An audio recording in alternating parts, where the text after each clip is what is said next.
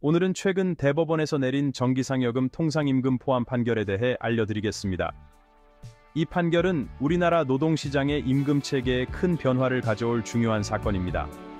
먼저 통상임금이란 근로자가 정기적으로 받는 기본 급여를 말합니다. 야근 수당, 휴일 근로 수당, 연장 근로 수당 등의 계산 기준이 되는 중요한 요소죠. 하지만 과거에는 일부 기업들이 기본급을 낮게 책정하고 상여금을 통해 보완하는 방식을 사용했습니다. 이는 통상임금을 기준으로 산정되는 각종 수당을 낮추기 위한 의도였습니다. 예를 들어 기본급을 200만 원으로 낮게 설정하고 짝수 월마다 200만 원의 상여금을 추가로 지급하는 방식이었습니다.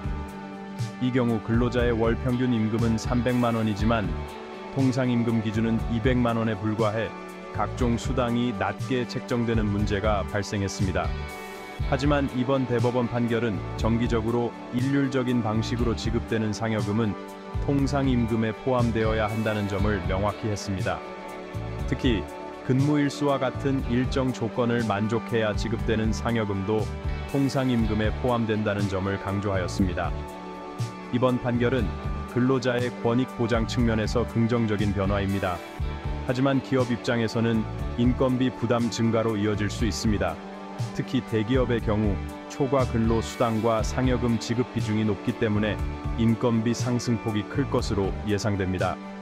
중소기업 역시 비용 부담 증가가 예상되지만 재정 여건이 열악한 경우가 많아 상대적으로 더 큰 어려움을 겪을 수 있습니다.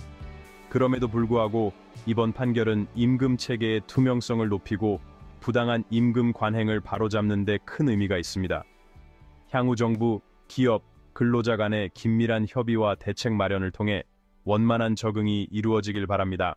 특히 중소기업의 부담을 완화하기 위한 정책적 지원 방안이 마련되어야 할 것입니다. 이번 대법원 판결은 우리나라 노동시장의 공정성과 투명성을 한 단계 높이는 중요한 계기가 될 것입니다.